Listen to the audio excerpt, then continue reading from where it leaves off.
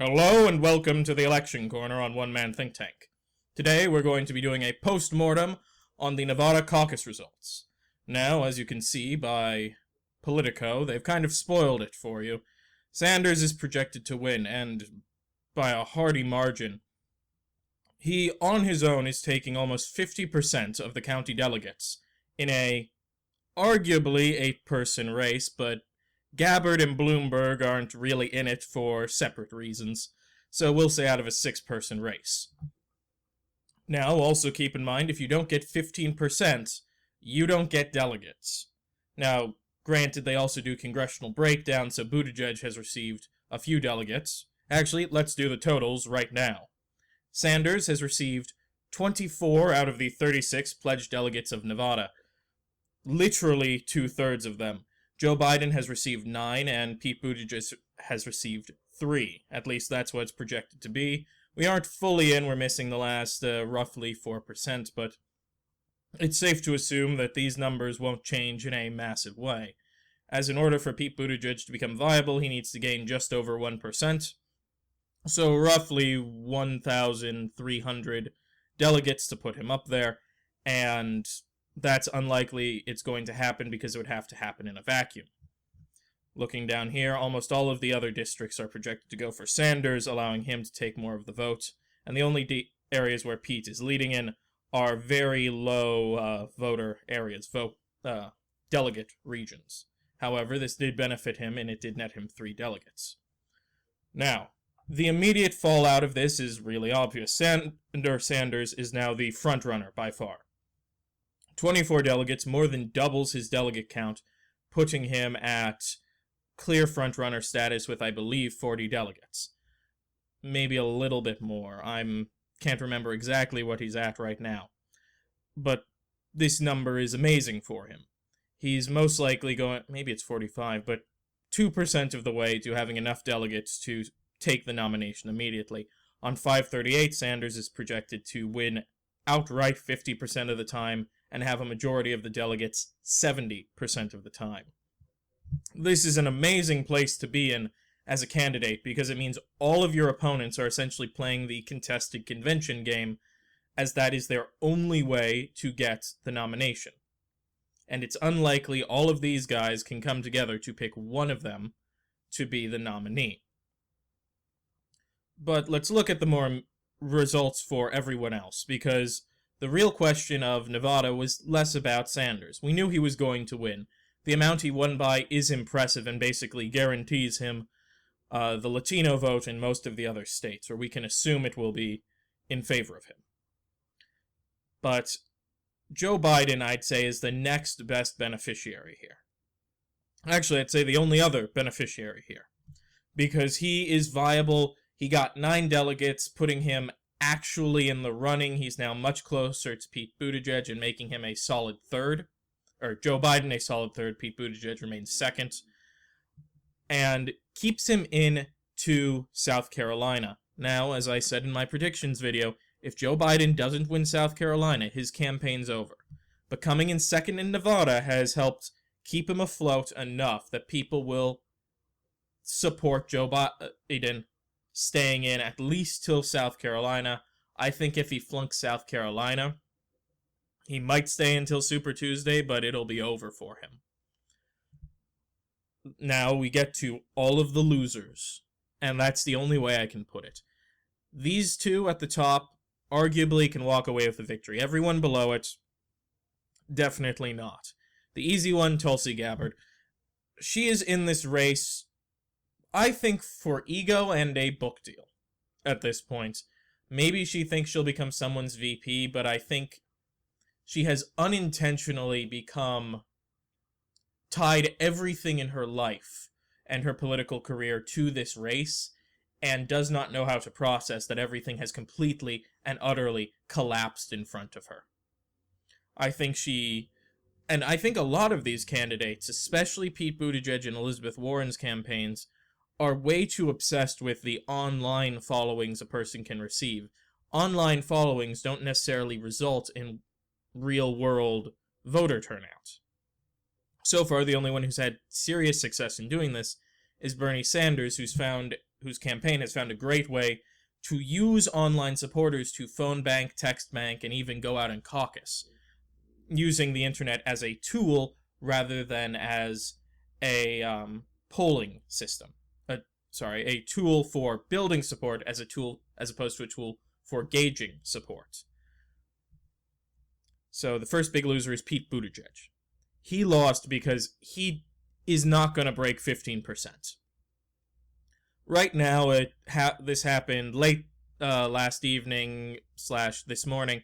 His campaign has announced multiple irregularities with the results, and you know what? I'm always for vetting results. That's true. And back after Iowa, I thought it was very right for his campaign and the Sanders campaign and even the Biden and the Warren campaigns to come out and say, hey, there's a big problem with these results. We're seeing a lot of misplaced numbers, things tabulated incorrectly. Let's go for it. Let's redo this. And everyone asked for districts that are in their favor. Anyone who assumes politics is in some way a game of self-preservation is, frankly, lying to you. I'll do a bit on the contested convention later, not in this video, in another video. But the fact he's the only one calling out these, oh, there are so many results wrong in Nevada, things were tabulated incorrectly, you need to redo this, yada yada yada. And none of the other campaigns are doing it. That says to me that, because also on election night, his campaign, because they had precinct captains who were reporting to them, gave them totals that showed Pete at something like 20% with 30% of the districts. Which could still result in this final number, by the way. I'm not saying they were wrong. But I think they were assuming these results would carry through, and what we're seeing is an inexperienced campaign. Pete has never run a national campaign before. He's barely run a statewide campaign before. And a lot of the people he's brought on are relatively new to the business. And as such, it's not shocking that they are flummoxed by the results. I imagine they thought they would overperform more compared to the polling. And they're not. And right now, it's just making the campaign look whiny. It's one thing if it's a two-person race and the losing side naturally wants a recount. It's another thing when it's essentially a six-person race and only one, and the only person who would benefit from it is calling for it. And especially when they still don't release the individual numbers for people to compare with. It seems like they're just trying to call the validity of the election into question, which I typically frown upon.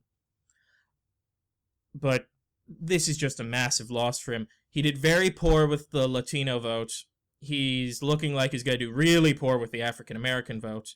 Actually, speaking of the African-American vote, Joe Biden also won on this account. He beat Sanders in turnout and support from African-Americans. I think it was saying like 32% to 23%.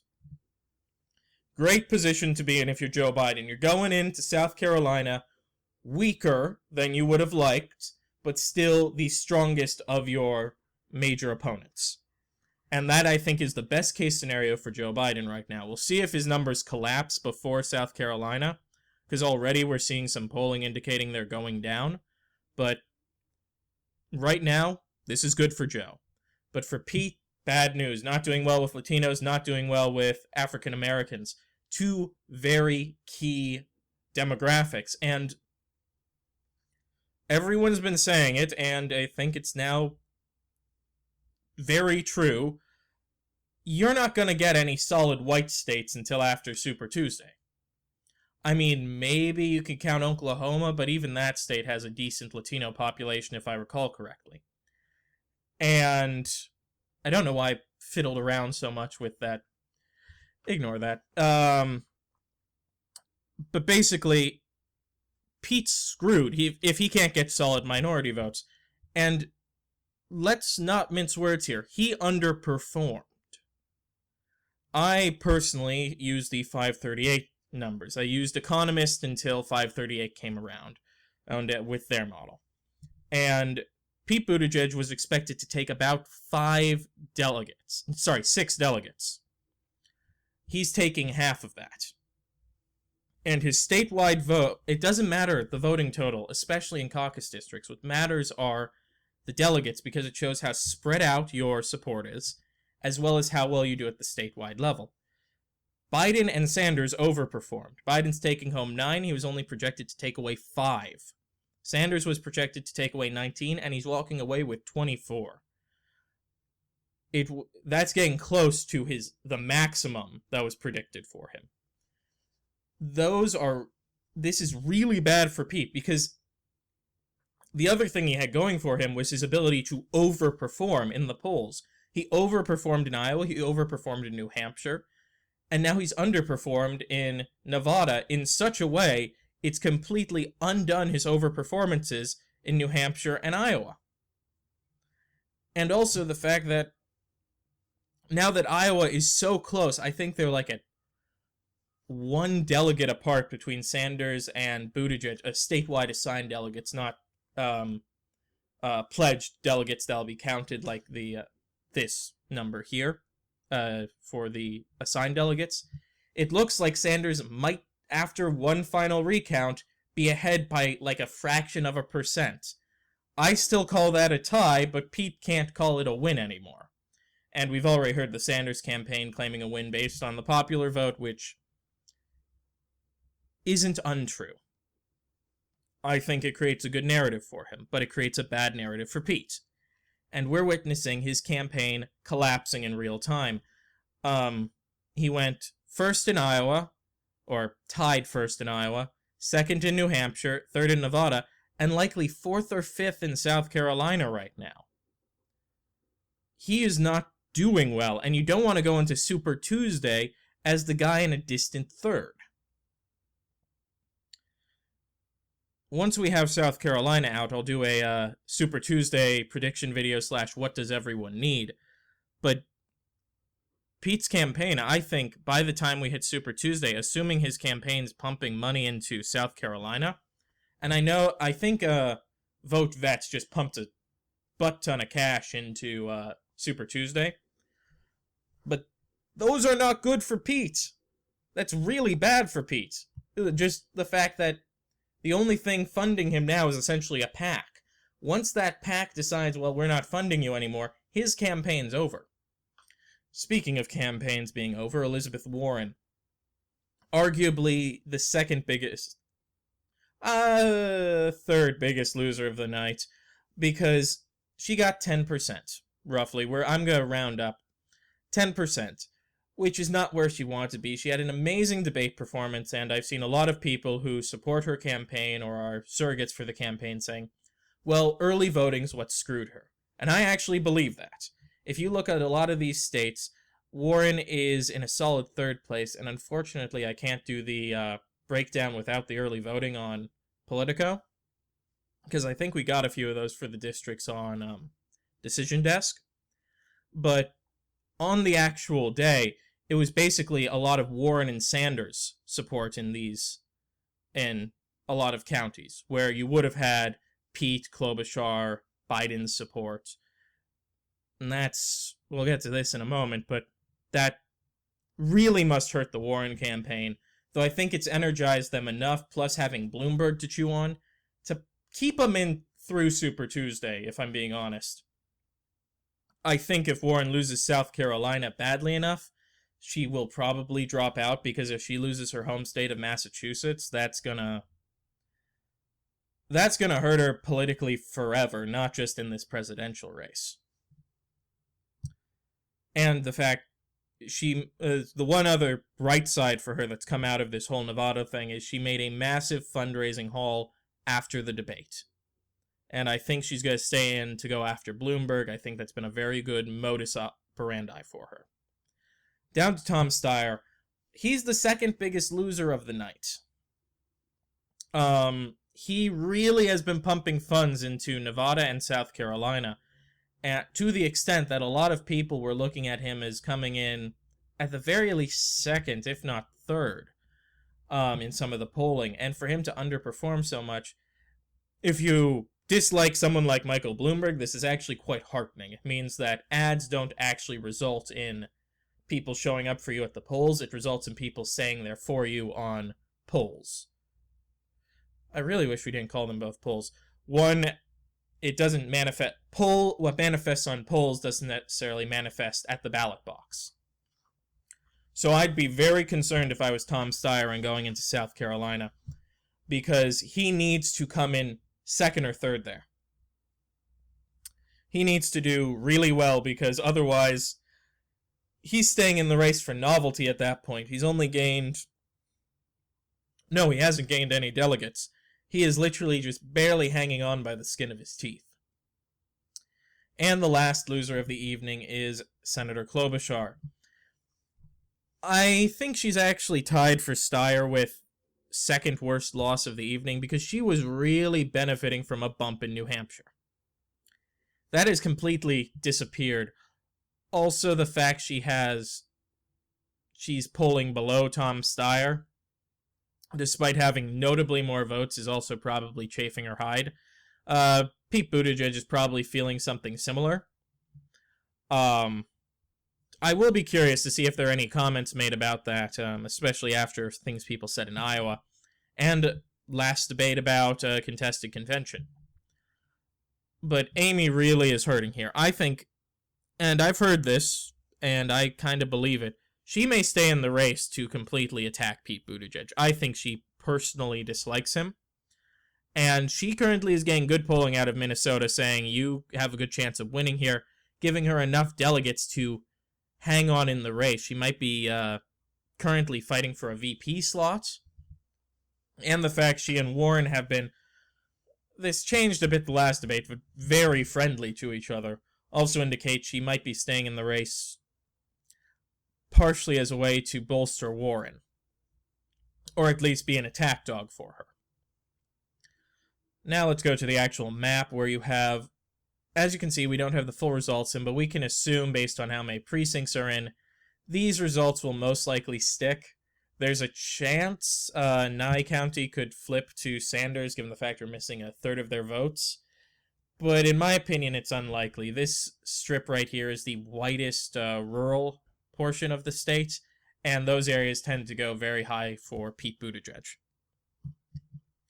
But as you can see, Sanders swept everywhere, except for a few very rural counties, where even then it came down to minor votes between Pete Buttigieg and the other moderate candidates. I am very curious what would happen if we did more ranked choice voting on this and went down to two candidates, but with the caucus, you already get a breakdown. And here we get to see a population map, because the only really thing of note is the fact that Pete did moderately better than Biden in Washoe County, and I don't know if that's due to the rural vote or the Reno vote. But for everyone, it's just a population map. Everyone did well, got more support in the cities and smaller support in rural areas. The guy in first has the biggest dots. The guys in last got the smallest dots. And now the really important breakdown. Sanders absolutely kicking ass with non-white populations and also white populations. Pete did well in a few areas, but Sanders, this is a sweep for him by all stretches of the imagination. And I'm going to be honest, that bodes really well as we head into more diverse states. Because if you can do well with white populations and minority populations, the Democratic nomination is yours, because people forget minorities, compared to their states overall, are a tad overrepresented in Democratic primaries, because you don't get many minorities voting in Republican primaries, and you end up with a lot of whites doing it. The fact Sanders did well with college degrees and few college degrees. I'm actually surprised how well he did with college degrees. I thought he would be hurting a lot more and Warren would receive a lot more of that vote. Population density, sparse, dense. As you can see, Pete does really well in sparsely populated counties. And Clinton versus Sanders, he took more of the Clinton vote and the Sanders vote. However, the most extreme Clinton districts did go for Buttigieg. However, as you notice, Sanders is in a close second for both of them. Literally one vote away in this one. All of these are amazing numbers for Bernie Sanders, and I think his game... Oh, did we just get the last results? I don't know why this is full now. Because we didn't. Okay, but,